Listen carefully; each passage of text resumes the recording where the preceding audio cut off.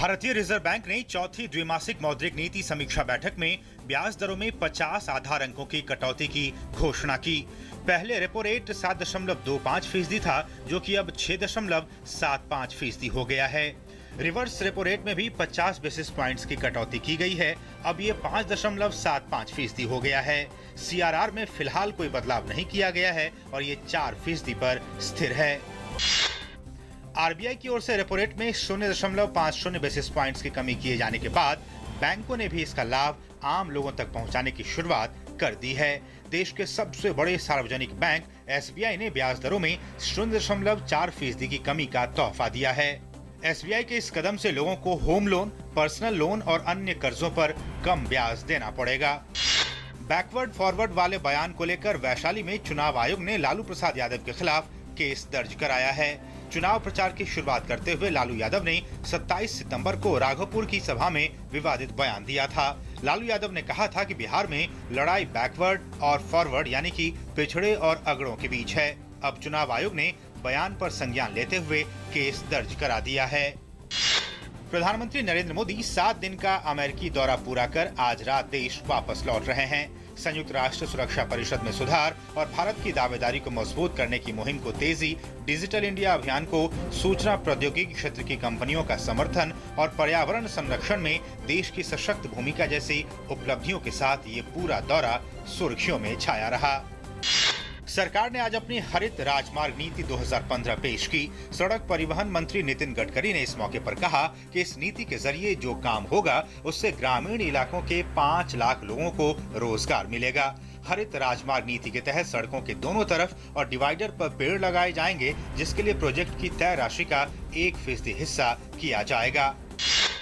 आम आदमी पार्टी के विधायक सोमनाथ भारती को अदालत ने 2 दिनों की पुलिस हिरासत में भेज दिया है। कई दिनों तक पुलिस से बचने के बाद आखिरकार सुप्रीम कोर्ट के कड़े रुख के मद्देनजर सोमनाथ भारती ने कल रात पुलिस के सामने आत्मसमर्पण कर दिया था। FTII के आंदोलनकारी छात्रों ने आज मुंबई में सूचना और प्रसारण मंत्रालय के अधिकारियों के साथ बातचीत की। FTII छात्रों ने तमाम मसलों पर अपनी बातें रखी। 1 अक्टूबर को फिर दोनों पक्षों के बीच बातचीत होगी। स्वदेश निर्मित युद्धपोत INS कोच्चि मोर्चा संभालने को तैयार है। बुधवार को रक्षा मंत्री मनोहर पर्रिकर के हाथों इस पोत का जलावतरण मुंबई स्थित नौसेना डॉकयार्ड में किया जाएगा। INS कोच्चि को कई आधुनिकतम हथियारों और सेंसरों से लैस किया गया है। इस युद्धपोत पर तैनात खतरनाक हथियारों में आकाश में मार करने वाली मिसाइलें भी शामिल हैं।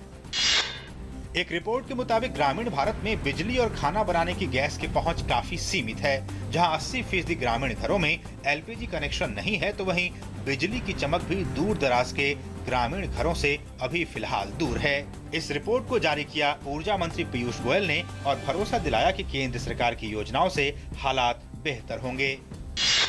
केंद्रीय वित्त और सूचना और प्रसारण मंत्री अरुण जेटली ने कहा कि तकनीक का सबसे ज्यादा प्रभाव मीडिया पर भी पड़ रहा है।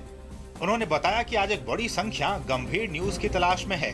जेटली ने कहा कि एक युग आएगा जब लिखने वालों की विश्वसनीयता पर लोग मन बनाने लगेंगे। ये बातें उन्होंने दिल्ली में राष्ट्रीय पाक्षिक पत्रिका ओपिनियन पोस्ट के प्रथम अंक को लोकार्पित करते हुए कही। देश के उच्च शिक्षण संस्थाओं की भारतीय परिप्रेक्ष्य में रैंकिंग के लिए मानव संसाधन विकास मंत्रालय ने नेशनल इंस्टीट्यूशनल रैंकिंग फ्रेमवर्क जारी किया है। इसके तहत फिलहाल देश भर के इंजीनियरिंग और प्रबंधन संस्थानों की रैंकिंग जारी करने की प्रक्रिया शुरू की गई है। बाद में फार्मेसी और आर्किटेक्चर संस्थानों और अन्य विश्वविद्यालयों की रैंकिंग प्रक्रिया भी शुरू की जाएगी। केंद्रीय मानव संसाधन विकास मंत्री स्मृति ईरानी ने आज नई दिल्ली में इस रैंकिंग फ्रेमवर्क को जारी किया। भारत में विनिवेश की संभावना तलाशने के लिए जापान के सांसदों का एक प्रतिनिधिमंडल भारत के दौरे पर है। 17 सदस्यीय इस प्रतिनिधिमंडल में जाने माने लेखक और सांसद तरुण विजय से भेंट की और दोनों देशों के बीच विभिन्न क्षेत्रों में व्यापार की संभावनाओं पर विचार विमर्श किया।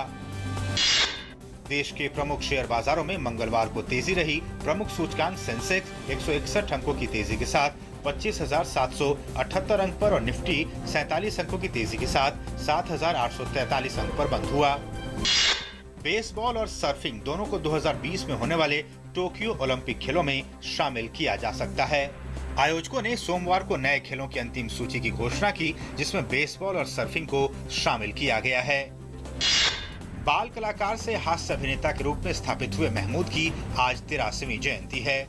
उनका जन्म आज ही के दिन 29 सितंबर 1933 को मुंबई में हुआ था। उन्होंने कुमारा बाप, गुमनाम और पड़ोसन जैसी कई फिल्मों में काम किया।